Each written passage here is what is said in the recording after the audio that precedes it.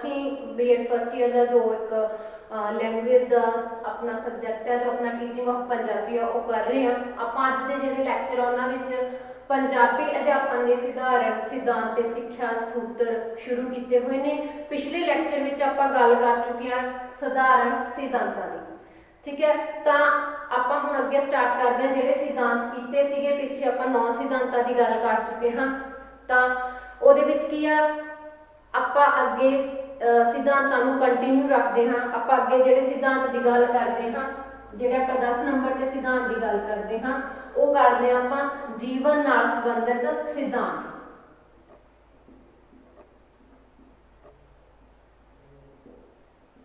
जीवन नाल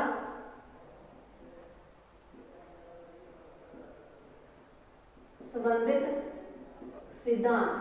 हुण जीवन नाल संबंधित सिद्धांत किवें अपनी जिहड़ी पंजाबी अध्यापन आ उहदे विच अपनी सहायता करता है। जीवन नाल संबंधित सिद्धांत की आपां गल करिए तो जदों आपां बच्चे नूं सिखाउने आ, आपां भाषा की गल करते हैं, पंजाबी अध्यापन करवा रहे हैं, तो जिहड़ा हर एक बच्चा है वो की करदा गा अपने जिहड़े आले दुआले दियां जां फिर अपनी जिंदगी दे नाल जिहड़ियां उन्होंने गल्लां जुड़ियां हुई जापदियां ने वो ज़्यादा की आ रुचि नाल सुनते हैं, ज़्यादा जिहड़े रुचि नाल वो पढ़ते हैं। हर एक बच्चा जिमें जिमें वड्डा हुंदा जाता है वो एक अपने संसार की कल्पना करता है, वो अपना एक ना संसार बसा लैंदा, उहदे विच इमेजिनेशन भरदा गा। तो अपना जिहड़ा उहदा काल्पनिक संसार हुंदा गा तां उहदे विचों ਜਿਹੜੀਆਂ ਗੱਲਾਂ अपनी पंजाबी अध्यापन नाल रलदियां मिलदियां ने। जदों आपां पंजाबी अध्यापन करवा रहे हुंदे आ तां ओहदे ओह जिहड़ा काल्पनिक संसार है तां जिहड़े उदाहरण ओह ओहदे जिंदगी नाल ओहदे जिहड़ा काल्पनिक संसार है ओहदे नाल रलदे ने।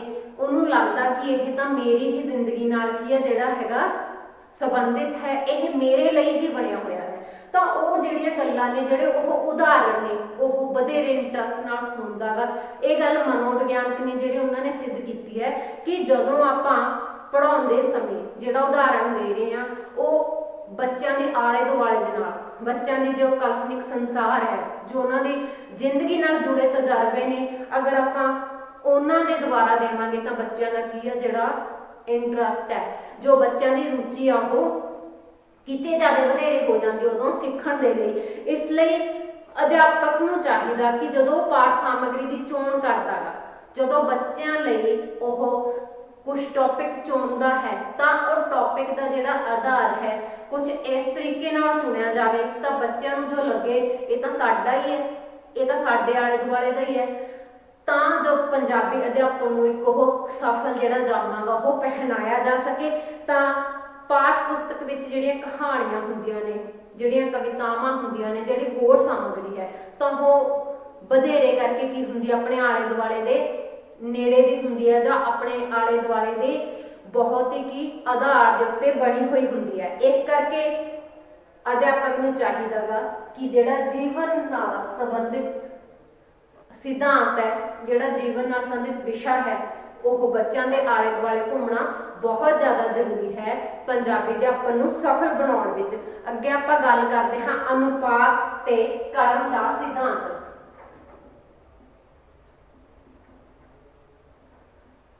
अनुपात ते कर्म दा सिद्धांत। हुण देखो भाषा जो सीखनी है, भाषा नूं जदों भी आपां सिखाउणा है, भाषा के जिहड़े 4 कौशल ने, ठीक है, वो बहुत ज़्यादा जरूरी है किसी भी भाषा नूं सीखण लई।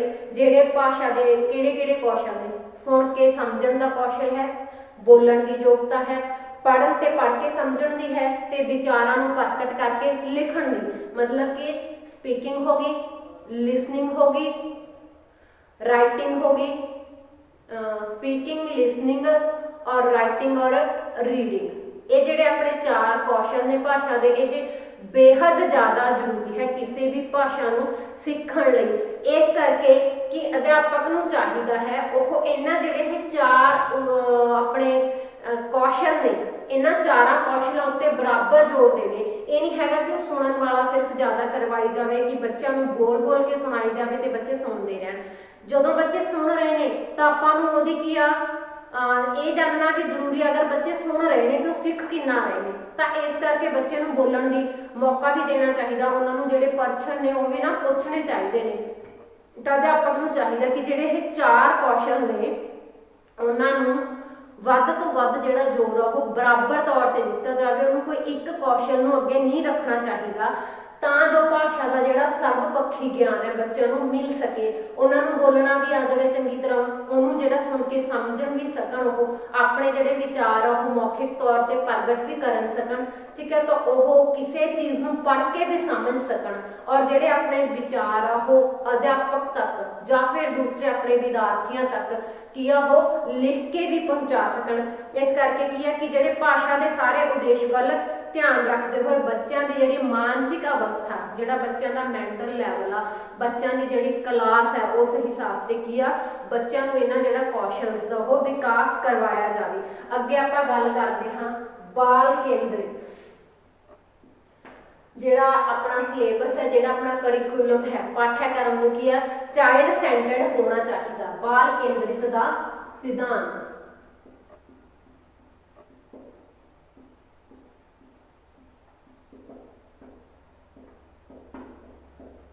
ਹੁਣ ਜੇਕਰ ਆਪਾਂ ਗੱਲ ਕਰੀਏ ਕਿ ਜਿਹੜੀ ਆਪਣੀ ਸਿੱਖਿਆ ਪ੍ਰਣਾਲੀ ਹੈ ਉਹ ਬਹੁਤੇ ਕਰਕੇ ਕੀ ਆ ਟੀਚਰ ਸਟੈਂਡਰਡ ਹੈ, ਠੀਕ ਹੈ। ਅਧਿਆਪਕ ਤੇ ਹੀ ਜਿਹੜੀ ਉਹ ਸਿਲੇਬਸ ਆਪਣਾ ਜਿਹੜਾ ਪਾਠਕ੍ਰਮ ਉਹ ਨਿਰਧਾਰਿਤ ਹੈ ਜਾਂ ਫਿਰ ਕੀ ਆ ਸਿਲੇਬਸ ਜਿਹੜਾ ਉਹ ਸੈਂਟਰਡ ਆ। ਬੱਚਿਆਂ ਨੂੰ ਪੜ੍ਹ ਲੈ ਉਸ ਤੋਂ ਬਾਅਦ ਕੀ ਐਗਜ਼ਾਮ ਦੇ ਤੇ ਉਹਦੀ ਇਵੈਲੂਏਸ਼ਨ ਹੋਗੀ।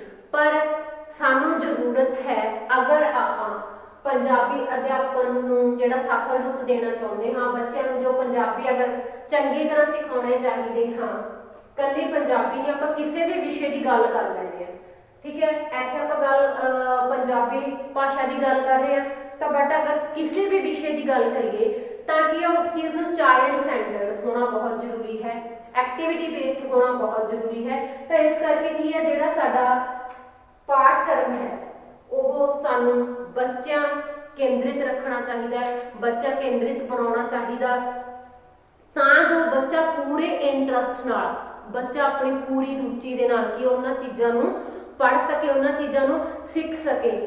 ਅਧਿਆਪਕ ਨੂੰ ਪੜ੍ਹਾਉਂਦੇ ਟਾਈਮ, ਕੋਈ ਵੀ ਚੀਜ਼ ਸਿਖਾਉਂਦੇ ਟਾਈਮ ਕੀ ਆ ਸਭ ਤੋਂ ਜ਼ਰੂਰੀ ਗੱਲ ਹੈ ਬੱਚਿਆਂ ਦਾ ਜਿਹੜਾ ਮਾਨਸਿਕ ਪੱਧਰ ਹੈ, ਬੱਚਿਆਂ ਦੀ ਜੋ ਮੈਂਟਲ ਐਬਿਲਿਟੀ ਹੈ ਉਸ ਨੂੰ ਖਾਸ ਕਰਕੇ ਧਿਆਨ 'ਚ ਰੱਖਣਾ ਚਾਹੀਦਾ। ਬੱਚਿਆਂ ਨੂੰ ਬੱਚਿਆਂ ਦੀ ਉਮਰ ਦੇ ਹਿਸਾਬ ਨਾਲ ਓਨਾ ਕੁ ਸਿਖਾਇਆ ਜਾਣਾ ਚਾਹੀਦਾ ਹੈ ਜਿੰਨਾ ਕੁ ਆਪਾਂ ਨੂੰ ਲੱਗਦਾ ਹੈ ਕਿ ਬੱਚੇ ਸਿੱਖ ਸਕਦੇ ਨੇ, ਚੰਗੀ ਤਰ੍ਹਾਂ ਸਿੱਖ ਸਕਦੇ ਨੇ। ਬੱਚੇ ਤੇ ਇੱਕ ਬੋਝ ਨਹੀਂ ਪਾਉਣਾ ਚਾਹੀਦਾ ਕਿਸੇ ਵੀ ਚੀਜ਼ ਨੂੰ ਸਿਖਾਉਣ ਲਈ, ਕਿਉਂਕਿ ਜਦੋਂ ਆਪਾਂ ਕਿਸੇ ਚੀਜ਼ ਨੂੰ ਸਿਖਾਉਣ ਲਈ ਬੱਚੇ ਤੇ ਬੋਝ ਪਾਉਣਾ ਸ਼ੁਰੂ ਕਰ ਦਿੰਦੇ ਆ ਤਾਂ ਬੱਚਾ ਕੀ ਉਹਨਾਂ ਚੀਜ਼ਾਂ ਤੋਂ ਨਾ ਪਿੱਛੇ ਹਟਣਾ ਸ਼ੁਰੂ ਹੋ ਜਾਂਦਾ। ਇਸ ਕਰਕੇ ਕੀ ਆ ਕਿ ਜਿਹੜਾ ਆਪਣਾ ਪਾਠਕ੍ਰਮ ਹੈ ਉਹ ਕੀ ਆ ਬਾਲ ਕੇਂਦਰਿਤ ਹੋਣਾ ਜ਼ਰੂਰੀ ਹੈ। ਇਹ ਤਾਂ ਸੀਗੇ ਆਪਣੇ ਕੁਝ ਸਧਾਰਨ ਸਿਧਾਂਤਾਂ ਦੀ ਗੱਲ, ਤੇ ਹੁਣ ਆਪਾਂ ਅੱਗੇ ਗੱਲ ਕਰਦੇ ਹਾਂ ਸਿੱਖਿਆ ਸੂਤਰ ਦੀ ਗੱਲ ਕਿ ਪੰਜਾਬੀ ਅਧਿਆਪਨ ਵਿੱਚ ਕੁਝ ਇੱਕ ਜਿਹੜੇ ਸਿੱਖਿਆ ਸੂਤਰ ਨੇ, ਪੰਜਾਬੀ ਅਧਿਆਪਨ ਨੂੰ ਸਫਲ ਬਣਾਉਣ ਲਈ ਕਿਹੜੇ-ਕਿਹੜੇ ਜਿਹੜੇ ਸਿੱਖਿਆ ਸੂਤਰ ਹੈ ਸਾਨੂੰ ਉਹਨਾਂ ਤੇ ਗੌਰ ਕਰਨੀ ਜ਼ਰੂਰੀ ਹੈ, ਸਾਨੂੰ ਉਹਨਾਂ ਦਾ ਜਿਹੜਾ ਬੇਸ ਹੈ ਉਹ ਯਾਦ ਰੱਖਣਾ ਜ਼ਰੂਰੀ ਹੈ। ਸਭ ਤੋਂ ਪਹਿਲਾਂ ਕੀ ਹੈ ਆਪਾਂ ਪਹਿਲੇ ਜਿਹੜੇ ਸਿੱਖਿਆ ਸੂਤਰ ਹੈ ਉਹਦੀ ਗੱਲ ਕਰਦੇ ਹਾਂ। ਜਿਹੜਾ ਆਪਣਾ ਪਹਿਲਾ ਸਿੱਖਿਆ ਸੂਤਰ ਹੈ ਉਹ ਹੈ ਜਾਣ ਤੋਂ ਅਣਜਾਣ ਵੱਲ।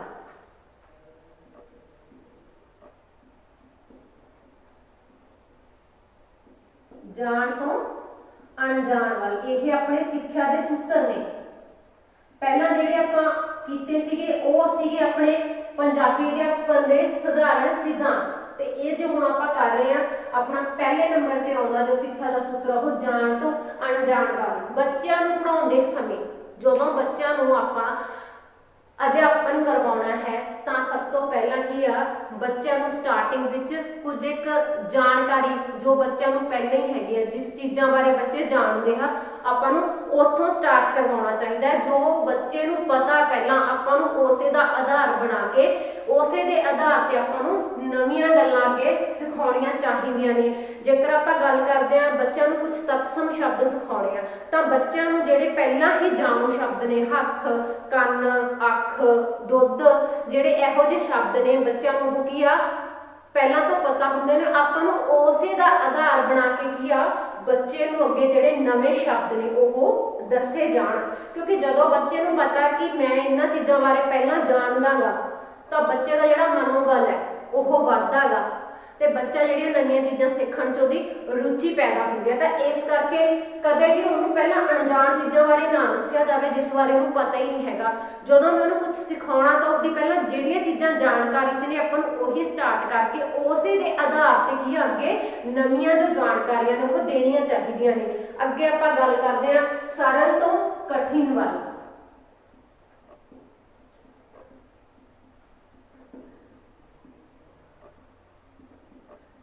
सरल तो कठिन वाल मतलब कि सौखे तो औखे वाल। तो यह बहुत ही ध्यान रखने जो गल है कि बच्चों को पहला कदे भी जेडे औखियां चीज़ां ने वो नहीं सिखाइया जानियां चाहिए ने। सब तो पहला जो सौखियां चीज़ां ने जो सरल चीज़ां ने वो सिखाइया जान। उस तो बाद बच्चे नूं हौली हौली जिहड़ियां औखियां चीज़ां ने उन्हां वल वधना चाहिदा है।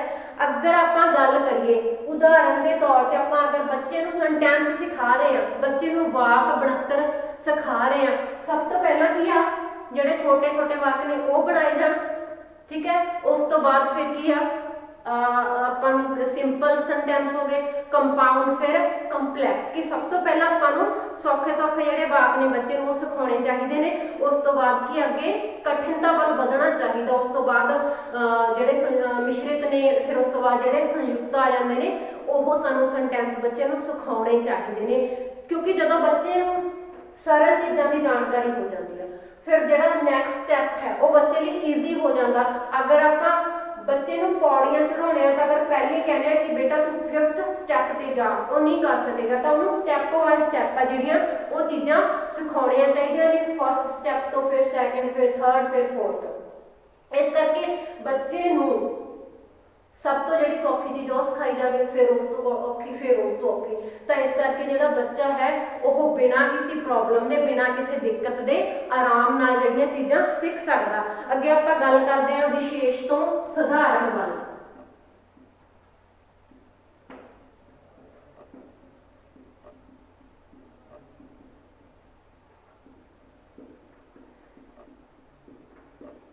विशेष तो सधारण वाल, विशेष तो सधारण वाल किवें जा सकते हैं कि बच्चों को जिहड़े सधारण सिद्धांत या नियम दस्सण तो पहला उहदे जिहड़े विशेष तत्व ने, जिहड़े विशेष तत्व ने उन्हां नूं निरपुण ते जिहड़े उदाहरण दे के बच्चों को समझाने चाहिए ने। विद्यार्थी उन्हां जिहड़े विशेष उदाहरण आपां दे लैंदे हां उन्हां विचों की उसदे नियम जिहड़े लभण दी ओह कोशिश करदा ते जिहड़े ओह नियम उहनूं लभणे ओह सौखे हो जांदे ने। अगर आप उदाहरण की गल करिए कि आप इनू जिहड़े विशेष तो सधारण वाल किवें समझा सकते हैं, तो जदों आप बच्चे नूं विशेष जिहड़े उदाहरण ने वो पहला दे देवांगे तो उहदे विचों की आ वो अपने आप जिहड़ा उहदे नियम ने वो लभ सकदा है। जेकर आप गल करिए कि जिहड़ा आप व्याकरण सिखाउणी अगर बच्चे नूं जदों आप व्याकरण पढ़ाउंदे समय आगमन विधि का उत्थे प्रयोग किया जाए तो जिहदे विच की आ इस सिद्धांत की वरतों हुंदी है, तो बच्चे विशेष उदाहरणों तो उत्थों व्याकरण के जिहड़े नियम आ वो कढ लैंदे ने। उहनूं पहलां जिहड़े उदाहरण ने जिहड़े वाक रचना जिहड़े वाकां च उदाहरण दित्ते आ वो बच्चे नूं दस्से जाण ते जिहड़े बच्चे अगे उसदे नियम ने जिहड़े उसदे सेंटेंस के टुकड़े ने वो अपने आप बनाउणा सीख जांदे ने। अगे आपां गल करदे हां मूर्त तो अमूर्त वाल।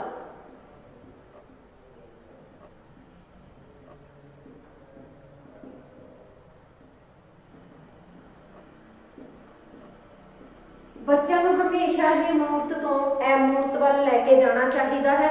छोटे विद्यार्थी विच जिहड़े अमूर्त भाव ने, ठीक है, उन्होंने जिहड़ी समझण दी प्रवृत्ति हुंदी आ ओह घट हुंदी आ, उन्होंने ज़्यादा समा लग जाता है। अमूर्त जिहड़े भाव है उन्होंने समझण विच, इस करके बच्चे नूं मूर्त भावां नूं जिहड़ा पहला है भाव कि जिहड़े स्थूल भाव ने उन्होंने पहला पेश किए जाने चाहिए ने। उदाहरण की जिहड़ी भाषा सिक्ख्या विच व्याकरण के जिहड़े नियम ने वो अमूर्त हुंदे ने। तो इस करके स्पष्ट उदाहरणों जिहड़ा हाजिर करके उन्होंने नियम जिहड़े कढे जाने चाहिए ने। अगे आपां गल करदे हां पूरन तो अंश वाल।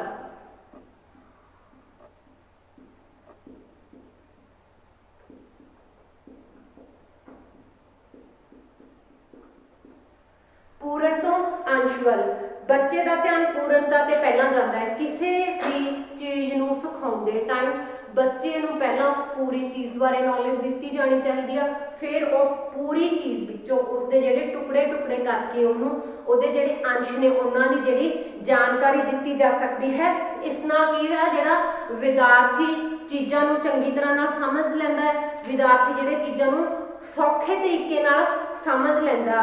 ਅਗਰ ਆਪਾਂ ਗੱਲ ਕਰਦੇ ਹਾਂ ਬੱਚੇ ਨੂੰ ਆਪਾਂ ਕੁਝ ਸਿਖਾ ਰਹੇ ਹਾਂ, ਪਹਿਲਾਂ ਆਪਾਂ ਬੱਚੇ ਨੂੰ ਪੂਰੀ ਇੱਕ ਪਿਕਚਰ ਦਿਖਾ ਦਿੱਤੀ ਜਾਂਦੀ ਕਿ ਆਪਾਂ ਇਸ ਚੀਜ਼ ਬਾਰੇ ਗੱਲ ਕਰ ਰਹੇ ਹਾਂ, ਫਿਰ ਉਸ ਤੋਂ ਬਾਅਦ ਉਹਦੇ ਜਿਹੜੇ ਬਾਕੀ ਪਾਰਟ ਨੇ, ਅਗਰ ਆਪਾਂ ਗੱਲ ਕਰੀਏ ਕਿ ਜਦੋਂ ਬੱਚੇ ਨੂੰ ਆਪਾਂ ਕਿਸੇ ਸਿਖਾ ਰਹੇ ਹਾਂ, ਇੱਕ ਆਪਾਂ ਪੌਦੇ ਬਾਰੇ ਸਿਖਾ ਰਹੇ ਹਾਂ, ਠੀਕ ਹੈ, ਕਿ ਪੌਦੇ ਦੇ ਪਾਰਟ ਬਾਰੇ ਸਿਖਾ ਰਹੇ ਹਾਂ, ਕਿਸੇ ਬਾਰੇ ਉਹਦੇ ਕੀ ਭਾਗ ਨੇ। ਸਭ ਤੋਂ ਪਹਿਲਾਂ ਕਿ ਆਪਾਂ ਬੱਚੇ ਨੂੰ ਇੱਕ ਜਿਹੜਾ ਛੋਟਾ ਪੌਦਾ ਉਹਦੀ ਚਿੱਤਰ ਦਿਖਾ ਦਿੱਤੀ ਗਈ ਕਿ ਇਹ ਆਪਣਾ ਪੌਦਾ ਗਾ, ਆਪਾਂ ਇਹਦੇ ਬਾਰੇ ਆਪਾਂ ਸਿੱਖਣਾ। ਫਿਰ ਉਸ ਤੋਂ ਬਾਅਦ ਉਹਦੀਆਂ ਫੁੱਲ, ਉਸ ਤੋਂ ਪੱਤੀਆਂ, ਇਸ ਦੀਆਂ ਜਿਹੜੀਆਂ ਟਹਿਣੀਆਂ ਨੇ ਉਹਦੀ ਆਪਾਂ ਜਾਣਕਾਰੀ ਹੌਲੀ ਹੌਲੀ ਦੇ ਸਕਦੇ ਹਾਂ। ਇਸ ਕਰਕੇ ਕਿ ਸਭ ਤੋਂ ਪਹਿਲਾਂ ਬੱਚੇ ਨੂੰ ਇੱਕ ਪੂਰੀ ਚੀਜ਼ ਦੀ ਜਾਣਕਾਰੀ ਦੇ ਦਿੱਤੀ ਜਾਵੇ, ਜਾਂ ਫਿਰ ਅਗਰ ਆਪਾਂ ਵਾਕ ਦੀ ਗੱਲ ਕਰਦੇ ਹਾਂ ਤਾਂ ਇੱਕ ਪੂਰਾ ਵਾਕ ਬੱਚੇ ਨੂੰ ਸਮਝਾ ਦਿੱਤਾ ਜਾਵੇ ਕਿ ਇਹ ਵਾਕ ਹੈ। ਉਸ ਤੋਂ ਬਾਅਦ ਉਸ ਦੇ ਟੁਕੜੇ ਕਰਕੇ ਕਿ ਇਹਦੇ ਵਿੱਚ ਕਿਹੜਾ ਨਾਮ ਹੈ, ਕਿਹੜਾ ਪੜਨਾਮ ਹੈ, ਕਿਹੜੀ ਇਹਦੇ ਵਿੱਚ ਸੰਗਿਆ, ਕਿਹੜਾ ਵਿਸ਼ੇਸ਼ਣ, ਠੀਕ ਹੈ, ਇਹ ਚੀਜ਼ਾਂ ਨੇ ਆਪਾਂ ਜਿਹੜੀਆਂ ਬੱਚੇ ਨੂੰ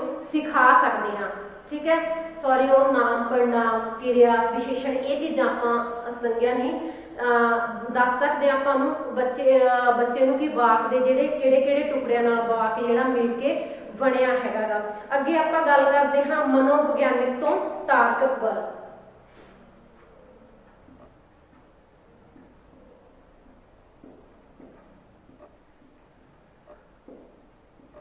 ਮਨੋਵਿਗਿਆਨਿਕ ਤੋਂ ਤਾਰਕਿਕ ਵੱਲ।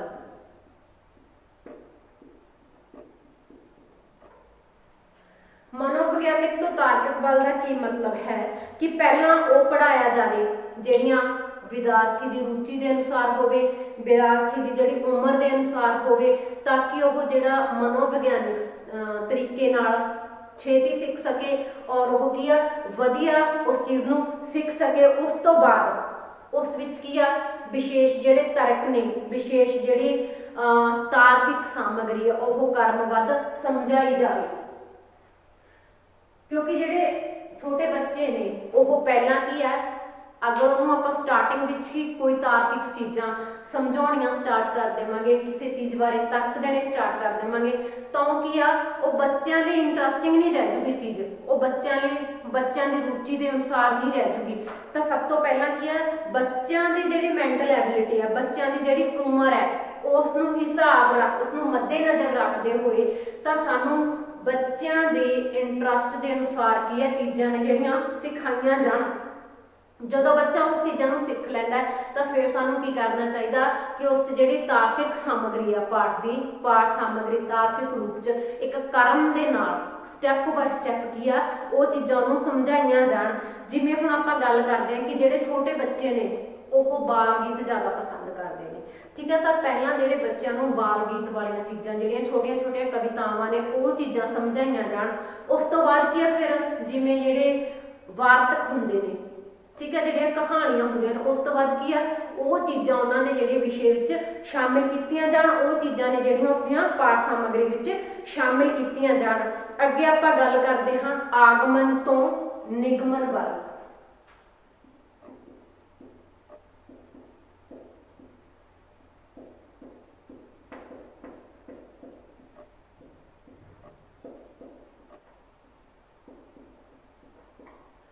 ਆਗਮਨ ਤੋਂ ਨਿਗਮਨ ਵਿਧੀ ਦੀ ਜੇਕਰ ਆਪਾਂ ਗੱਲ ਕਰੀਏ ਤਾਂ ਕੀ ਹੈ, ਉਦਾਹਰਣ ਨਿਰੀਖਣ ਰਾਹੀਂ ਭਾਵ ਕੱਢਣ ਦੀ ਜੋ ਵਿਧੀ ਹੈ ਉਸਨੂੰ ਆਗਮਨ ਵਿਧੀ ਕਹਿੰਦੇ ਨੇ। ਉਦਾਹਰਣ ਰਾਹੀਂ ਭਾਵ ਕੱਢਣ, ਜਿਵੇਂ ਆਪਾਂ ਬੱਚੇ ਨੂੰ ਕੋਈ ਗੱਲ ਸਮਝਾ ਰਹੇ ਹਾਂ ਤਾਂ ਉਹਨਾਂ ਉਦਾਹਰਨਾਂ ਰਾਹੀਂ ਉਸ ਗੱਲ ਦੇ ਜਿਹੜੇ ਭਾਵ ਨੇ ਉਹ ਕੱਢ ਕੇ ਬੱਚੇ ਨੂੰ ਸਿਖਾਈ ਜਾਵੇ, ਤਾਂ ਉਹ ਕੀ ਆ ਆਗਮਨ ਵਿਧੀ ਹੁੰਦੀ ਆ। ਨਿਯਮ ਕੱਢਣ ਤੋਂ ਬਾਅਦ ਉਸਦੀ ਜਿਹੜੀ ਪੜਤਾਲ ਆ ਉਹ ਹੋ ਸਕਦੀ ਹੈ ਅਤੇ ਉਸਨੂੰ ਹੋਰ ਉਦਾਹਰਨਾਂ ਵਿੱਚ ਵੀ ਜੋ ਆਪਾਂ ਵਰਤ ਸਕਦੇ ਹਾਂ। ਇਸ ਵਿਧੀ ਨੂੰ ਨਿਗਮਨ ਵਿਧੀ ਕਿਹਾ ਜਾਂਦਾ ਹੈ। ਜਦੋਂ ਕੀ ਆ ਉਸਦੇ ਕੁਝ ਨਿਯਮ ਕੱਢ ਲਏ, ਕੁਝ ਨਿਯਮਾਂ ਤੋਂ ਬਾਅਦ ਕੀ ਉਸਦੀ ਪੜਤਾਲ ਕੀਤੀ, ਉਸ ਚੀਜ਼ ਨੂੰ ਆਪਾਂ ਪ੍ਰੂਫ ਕਰ ਸਕਦੇ ਹਾਂ ਤਾਂ ਨਿਗਮਨ ਵਿਧੀ ਹੋ ਜਾਂਦੀ ਹੈ। ਤਾਂ ਅਧਿਆਪਕ ਨੂੰ ਚਾਹੀਦਾ ਹੈ ਕਿ ਜਿਹੜਾ ਆਪਣਾ ਪੰਜਾਬੀ ਅਧਿਆਪਨ ਹੈ ਜਾਂ ਜਿਹੜੀ ਪੰਜਾਬੀ ਭਾਸ਼ਾ ਦੀ ਜਦੋਂ ਉਹ ਸਿਖਾਉਣਾ ਹੈ ਤਾਂ ਉਹ ਆਗਮਨ ਵਿਧੀ ਰਾਹੀਂ ਸ਼ੁਰੂ ਕਰੇ ਔਰ ਜਿਹੜੀ ਉਸਦਾ ਅੰਤ ਹੈ ਜਿਹੜਾ ਉਸਦਾ ਖਾਤਮਾ ਹੈ ਉਹ ਕੀ ਆ, ਉਹ ਉੱਥੋਂ ਤੱਕ ਜਾਂਦੇ ਜਾਂਦੇ ਸਾਨੂੰ ਕੀ ਆ, ਨਿਗਮਨ ਵਿਧੀ ਤੇ ਆਉਣ ਦੀ ਜ਼ਰੂਰਤ ਹੁੰਦੀ ਹੈ। ਜੇਕਰ ਆਪਾਂ ਉਦਾਹਰਣ ਦੀ ਗੱਲ ਕਰੀਏ ਤਾਂ ਵਿਆਕਰਣ ਦੀ ਜੋ ਸਿੱਖਿਆ ਹੈ ਉਹ ਆਗਮਨ ਵਿਧੀ ਨਾਲ ਆਰੰਭ ਕੀਤੀ ਜਾਵੇ ਔਰ ਜਿਹੜੀ ਇਸਦੀ ਦੁਹਰਾਈ ਹੈ, ਜਿਹੜੀ ਇਸਦੀ ਪ੍ਰੈਕਟਿਸ ਅੱਗੇ ਅਭਿਆਸ ਇਸਦਾ ਕੀ ਆ, ਉਹ ਨਿਗਮਨ ਵਿਧੀ ਨਾਲ ਕਰਵਾਇਆ ਜਾਵੇ ਤਾਂ ਜੋ ਬੱਚੇ ਆਪਣੀ रुचि के अनुसार ਜਿਹੜੀਆਂ ਚੀਜ਼ਾਂ ਨੇ ਉਹ ਸਿੱਖ ਸਕਣ। क्योंकि ਜਦੋਂ तक अपना सिखण विच इंटरस्ट नहीं बनता, ਜਦੋਂ तक ਆਪਾਂ एक अपने इंटरस्ट ਨਾਲ ਸਿੱਖਾਂਗੇ नहीं ਤਾਂ ਉਹ ਚੀਜ਼ ਕੀ ਆਪਾਂ ਨੂੰ ਕਦੀ ਨਹੀਂ ਆਉਂਦੀ। फिर वो चीज़ ਆਪਾਂ ਨੂੰ लगती है कि ये तो बहुत औखी है, ये मेरे बस की गल नहीं हैगी। इस करके ਜਦੋਂ भी किसी चीज़ ਨੂੰ ਸਿੱਖਣਾ ਗਾ ਤਾਂ ਬੱਚਿਆਂ ਦੀ ਜਿਹੜੀ उम्र है, ਜਿਹੜੇ ਬੱਚਿਆਂ ਦਾ मानसिक पद्धर है वो सानू ध्यान ਵਿੱਚ ਰੱਖਣਾ बहुत ज़्यादा जरूरी है ਤਾਂ ਜੋ ਅਸੀਂ ਉਸ ਚੀਜ਼ ਨੂੰ ਧਿਆਨ ਵਿੱਚ ਰੱਖਦੇ ਹੋਏ ਬੱਚਿਆਂ ਨੂੰ ਜਿਹੜੀਆਂ ਚੀਜ਼ਾਂ ਨੇ ਉਹ ਸੌਖੇ ਤਰੀਕੇ ਨਾਲ ਸਿਖਾ ਸਕੀਏ। ਜਦੋਂ ਆਪਾਂ ਬੱਚਿਆਂ ਨੂੰ ਸਿਖਾਉਣ ਦਾ ਤਰੀਕਾ ਸੌਖਾ ਹੋ ਜਾਊਗਾ ਤਾਂ ਜਿਹੜੇ ਬੱਚਿਆਂ ਨੂੰ ਉਹ ਜ਼ਿਆਦਾ ਤੋਂ ਜ਼ਿਆਦਾ ਜਿਹੜੀ ਸਿੱਖਣ ਦੀ ਕੋਸ਼ਿਸ਼ ਕਰਦੇ ਨੇ ਔਰ ਉਹ ਸਿੱਖਣ ਵਿੱਚ ਸਫਲ ਹੁੰਦੇ ਨੇ। ਅਗਰ ਅਸੀਂ ਇਹਨਾਂ ਜਿਹੜੇ ਸਿੱਖਿਆ ਸੂਤਰ ਨੇ ਇਹਨੂੰ ਧਿਆਨ ਵਿੱਚ ਰੱਖਦੇ ਹੋਏ ਆਪਾਂ ਪੰਜਾਬੀ ਅਧਿਆਪਨ ਦੀ ਗੱਲ ਕਰਾਂਗੇ ਤਾਂ ਕਿ ਸਾਡਾ ਅਧਿਆਪਨ ਜਿਹੜਾ ਪੂਰਨ ਰੂਪ ਵਿੱਚ ਉਹ ਸਫਲ ਹੋ ਸਕਦਾ ਹੈ ਤਾਂ ਆਪਾਂ ਬੱਚਿਆਂ ਨੂੰ ਜਿਹੜਾ ਪੰਜਾਬੀ ਭਾਸ਼ਾ ਉਹ ਬਹੁਤ ਹੀ ਚੰਗੇ ਤਰੀਕੇ ਨਾਲ ਜੋ ਸਿਖਾ ਸਕਦੇ ਹਾਂ। ਤਾਂ ਇਹ ਸੀ ਆਪਣੇ ਜਿਹੜੇ ਪੰਜਾਬੀ ਅਧਿਆਪਨ ਦੇ ਸਧਾਰਨ ਸਿਧਾਂਤ ਤੇ ਸਿੱਖਿਆ ਦੇ ਸੂਤਰ। ਇਹ ਸਿਰਫ ਆਪਾਂ ਗੱਲ ਕਰ ਰਹੇ ਹਾਂ ਪੰਜਾਬੀ ਭਾਸ਼ਾ ਦੀ ਜਾਂ ਪੰਜਾਬੀ ਅਧਿਆਪਨ ਦੀ। ਤਾਂ ਜੇਕਰ ਮੈਂ ਗੱਲ ਕਰਾਂ ਪੰਜਾਬੀ ਭਾਸ਼ਾ ਤੋਂ ਬਿਨਾਂ ਹੋਰ ਵੀ ਜਿੰਨੇ ਵਿਸ਼ੇ ਨੇ, ਅਗਰ ਸਾਨੂੰ ਇੱਕ ਸਫਲ ਰੂਪ ਵਿੱਚ उस चीज़ की पढ़ाई करनी है, उस चीज़ का अध्यापन करवाना गा तो जेडे ये कुछ सिद्धांत ने, जेडे सिक्ख्या के सूत्र ने वो सानू अपने ध्यान में रखने बहुत ज़्यादा जरूरी ने।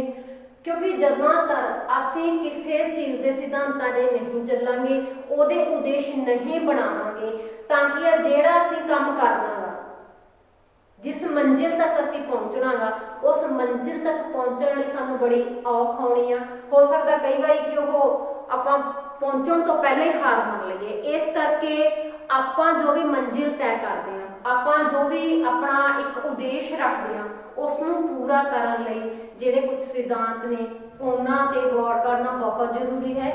ਸਿਧਾਂਤਾਂ ਨੂੰ ਜਿਹੜਾ ਆਪਣੀ ਜ਼ਿੰਦਗੀ 'ਚ ਲੈ ਕੇ ਆਉਣਾ ਬਹੁਤ ਜ਼ਰੂਰੀ ਹੈ। ਤੇ ਇਸ ਕਰਕੇ ਅਗਰ ਪੰਜਾਬੀ ਅਧਿਆਪਨ ਦੀ ਗੱਲ ਕਰੀਏ ਤਾਂ ਇਹ ਵੀ ਬਿਨਾਂ ਉਦੇਸ਼ਾਂ ਦੇ, ਬਿਨਾਂ ਜਿਹੜੇ ਸਿਧਾਂਤ ਨੇ ਉਹਨਾਂ ਦੇ ਕੀ ਆ, ਕੋਈ ਫਾਇਦੇ ਦੀ ਗੱਲ ਨਹੀਂ ਹੈ। ਇਹ ਤਾਂ ਕੋਈ ਉਹਦਾ ਮਤਲਬ ਨਹੀਂ ਆ, ਉਹਦਾ ਜਿਹੜਾ ਨਤੀਜਾ ਹੁੰਦਾ ਗਾ ਉਹ ਬੇਸਿੱਟਾ ਜਿਹਾ ਨਿਕਲਦਾ ਰਹਿੰਦਾ ਗਾ। ਇਸ ਕਰਕੇ ਪੰਜਾਬੀ ਅਧਿਆਪਨ ਨੂੰ ਪੂਰਨ ਰੂਪ ਵਿੱਚ ਸਫਲ ਕਰਨ ਵਾਸਤੇ ਸਾਨੂੰ ਇਹਦੇ ਜਿਹੜੇ ਸਿਧਾਂਤ ਨੇ ਔਰ ਜਿਹੜੇ ਸਿੱਖਿਆ ਸੂਤਰ ਨੇ ਉਹ ਲਾਗੂ ਕਰਨੇ ਬਹੁਤ ਜ਼ਿਆਦਾ ਜ਼ਰੂਰੀ ਹੈ। ਤੇ ਫਿਰ ਆਇਆ ਅੱਜ ਦਾ ਆਪਣਾ ਜਿਹੜਾ ਟੌਪਿਕ ਹੈ ਸਧਾਰਨ ਸਿਧਾਂਤ ਤੇ ਸਿੱਖਿਆ ਦਾ ਸੂਤਰ, ਇਹ ਕੰਪਲੀਟ ਹੋ ਚੁੱਕਾ ਹੈ। जो आप नैक्सट टॉपिक करना नैक्सट लैक्चर में करांगे। अज के लैक्चर में अपने सधारण सिद्धांत ते सिक्ख्या के सूत्र कंप्लीट हो गए। धन्यवाद।